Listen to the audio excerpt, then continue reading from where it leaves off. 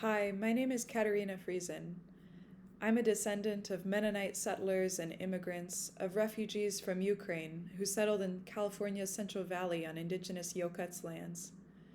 I'd like to share a simple message this Earth Day related to my work with indigenous peoples and why I'm currently in New York when you hear this for the UN Permanent Forum on Indigenous Issues.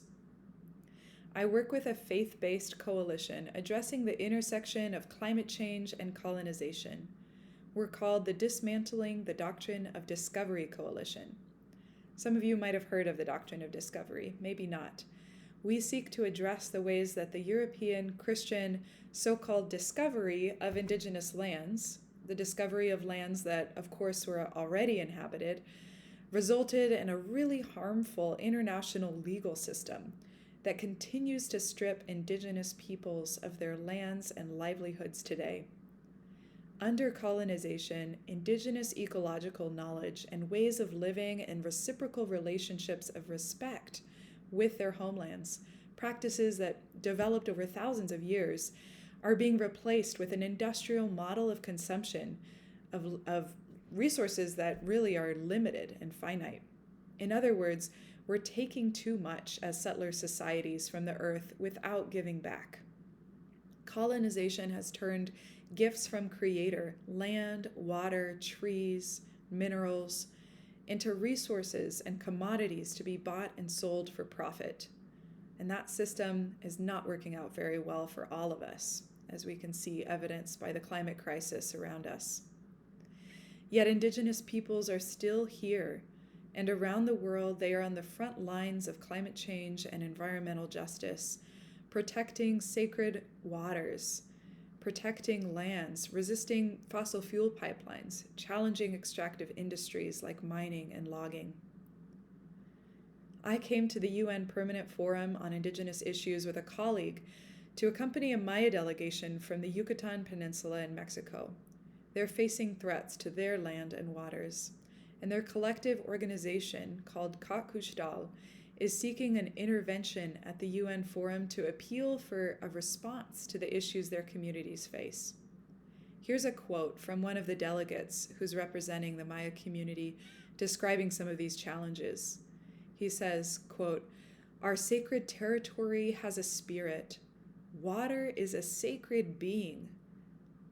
We see today with profound pain that the sacred water is being poisoned with agrochemicals, overexploited by genetically modified monocultures and other mega development projects in agro-industry, energy, real estate, and of neocolonialism, like the Maya Train project," unquote.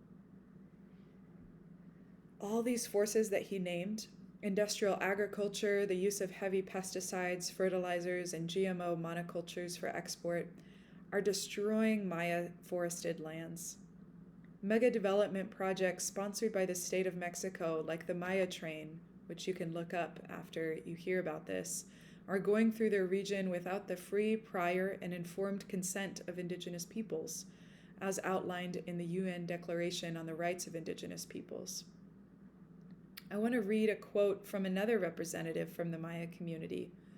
They say, "Water is a sacred source of life, the lifeblood of Mother Earth. We have subterranean waters moving underground in our region. So when there's contamination in one area, it doesn't just affect that area. This is the water that we want to give to our children and to future generations. And so we see the importance of defending our rights so that future generations can have clean water." And this is the message that I want to share this Earth Day along these lines. We are all interconnected, like water. Martin Luther King Jr. talked about this. He said, "We're caught in an inescapable network of mutuality. Whatever affects one directly affects all indirectly." In my Christian faith tradition, we say, when one part of the body suffers, the whole body suffers.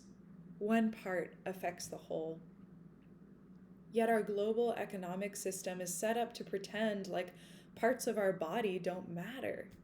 We're sacrificing members of our global community, our neighbors in order to keep other parts fed, watered, and comfortable and secure, and oftentimes very wealthy.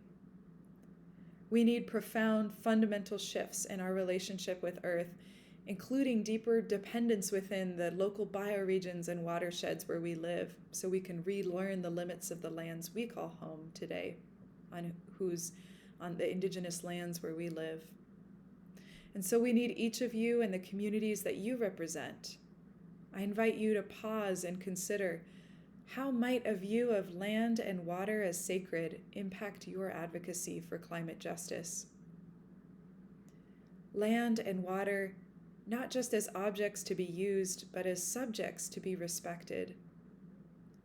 How can we join our advocacy together for ecological healing and work with Indigenous peoples locally and globally who've been in the struggle for a livable future for over 500 years? And another question for you to consider as I close: can you easily separate water once it's united? Can you separate land? And can you separate us when we are of one spirit and one beloved community? My hope this Earth Day is that we will wake up and recognize our interconnections and our power as communities, standing in one spirit, standing with all who defend the sacred. Thank you.